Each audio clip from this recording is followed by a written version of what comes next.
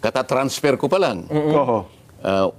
Isang araw pa lang ang ginugol ko sa pag-imbestiga. Oho. At kung titingnan mo sa lawak ng problemang talagang haharapin mo at iimbestigahan mo, Opo. hindi mo kakayanin naman ng isang araw. Oho. Ngayon, nakakaisang araw ka pa lang, sasabihin niya, nagpo-propose siya ng isang independent investigative body. Anong ibig niya sabihin? Nakaka-insulto nga talaga yun, Sen. Anong ibig niya sabihin? Oho. Di ba? At ang ilalatag pa niyang, i-recommenda pa niyang mga pangalan, dating Ombudsman Conchita Conchita Morales. Opo. Hindi ba niya alam kung ano, yung Ombudsman ay talagang katakot-takot ang corruption dyan?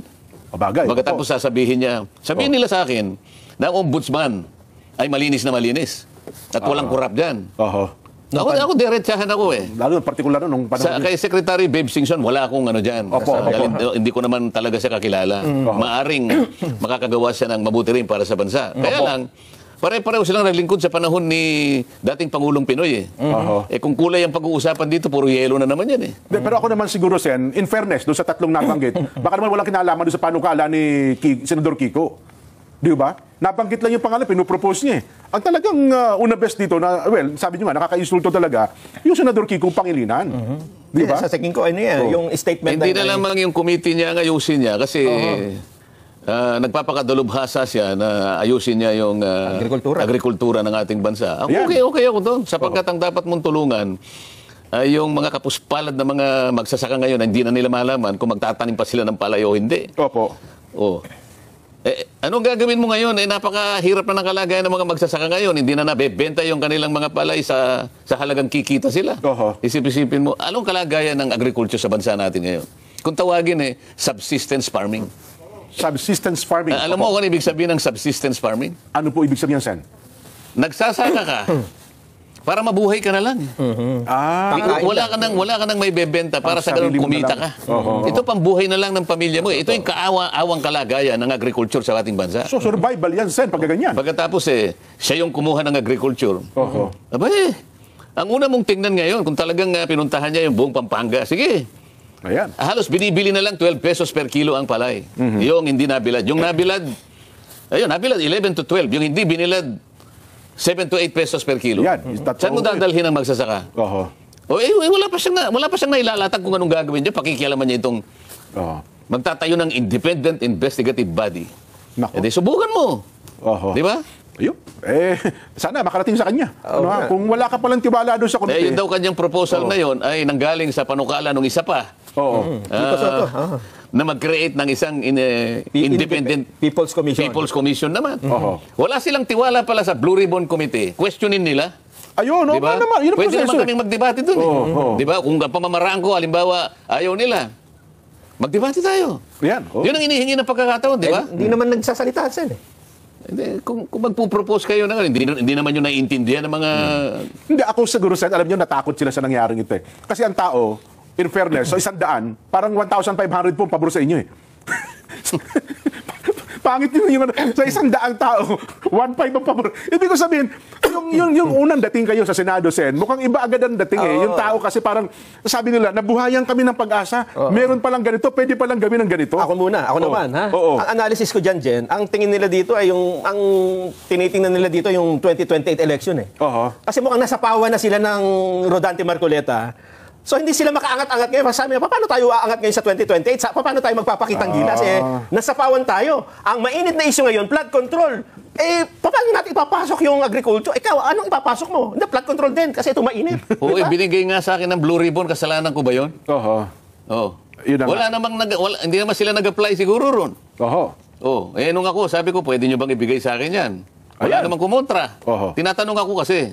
Sabi ko, gusto ko sana yung Blue Ribbon. Naman. Pwede naman nilang hindi ibigay sa akin. Hindi, naibigay ko na kaya hiningi ni ganito eh. Wala naman eh. Sabi ko, kung wala, di kukunin ko. Wala naman eh. Problema ba yun? Yun na nga. Sa kabila ng mga pangyayari ito, Sen, makaka-apekto ba ito sa mga susunod ninyong pagdinig? Kasi sa Lunes, particular sa Lunes. Kasi na-expect, meron pa isang senador na nag-privilege speech din eh. Parang hinihiling pa yata na, ba't yung kasi naman ako inunahan, meron pa akong mga gusto sabihin eh. Di ba? Lunes na pala naka-schedule ito, Sen, yung second hearing nyo. Hindi nga, nung una nga, nagsalita na nga rin yun. Dapat sana kanya hindi sila nag-hearing muna yung araw na yun eh. Dapat Pinauna nila ako isang araw na lang sana.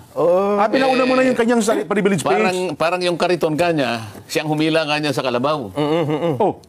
Sabi ko naman sa sarili ko, bakit kinakailangan ko bang tanungin lahat ng mga kasama ko sino yung magpi-privilege speech dito? Mandato ko ito eh. Malay ba natin na mayroon pala sila ganun? Ako may pananagutan dito eh. Yun na nga po. In-announce ko naman yun eh. Oo. Naka-announce yun. Sa ganitong araw, magsisimula ang pagdinig ng Blue Ribbon Committee. Lahat alam. Ayan, opo. Buti sana sumama siya doon. Ba't pinili niyang magpakatahi-tahimik pagkatapos na makapagsagawa ng isang pagdinig? At saka siya ngayon, magpi-privilege speech pala kahit siya. na hindi na pinapayagan ng tuntunin, sige, pinakapagsalita pa rin. Ngayon, nung malaman niya na naman sa Lunes, magsisimula yung pangalawa. Opo. Nag-manifest sa floor, sabi niya, sana i-reset yung September 1. Bakit daw? Yun talaga naman, oo. Nagkataong kanya na magsisimula yung pagdinig ng DBCC. Yung budget opo. na ito. Opo, Sabi ko naman sa sarili ko, di pumunta ka doon sa DBCC. Oo nga naman. Malaya ka naman pumili kung saan ka pupunta eh. Bakit i-reset na naman? Kaya parang talagang parang ayaw nila na nakapagsisimula ako ng pagdinig.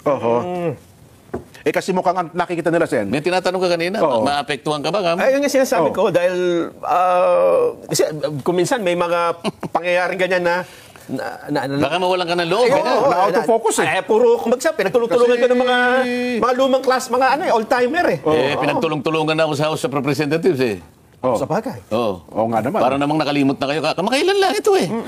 Pinagtulong-tulungan ako na lang ang natira. Pati hopya, kinuha pa nila. Ano nangyari? Nakalipat tuloy ako ron. Ayun. Pagtulong-tulungan nyo uli ka ngayon. Baka may ibang... Bahala kayo. Akala mawalan ako ng loob. Masisiraan ako ng loob. Sumakay na silang lahat. Dapat yan ang tamang wordings yan eh. Nakaunang araw pa lang. Kasi ang dami na agad. Mukhang nabulabog na agad ang tubuhan. Mukhang nabulabog agad ang palaisdaan, Sen. Hindi dapat yung nakaunang araw. Parang nanlamang tayo pag nakauna. Unang araw pa lang. Simula pa lang kasimple yun eh. Isang araw pa lang eh. Sa ganung kalawak na problema ang kinakaharap ng ating bansa, isang araw pa lang eh. Laying the predicate pa lang. Ika nga, sabi niyo, Sen. Biglang kung ano-ano na yung... Bakit sabi nung isang... broadcaster, di ba, ilalaki yung palaging kahit na hating gabi, nakasalamin na pang-araw. Kang mga gumagawa dyan, puro pasikat yan. Puro pasiklab yung mga yan. Puro epal. Ano kayang gagawin mo sa mga ganitong klaseng tao dyan? Hindi, ako naman, Sen, ako sa tingin ko, mukhang hindi kayo ang pinatutungkulan noon. Kundi siguro ay baka ibang miyembro ng Blue Ribbon.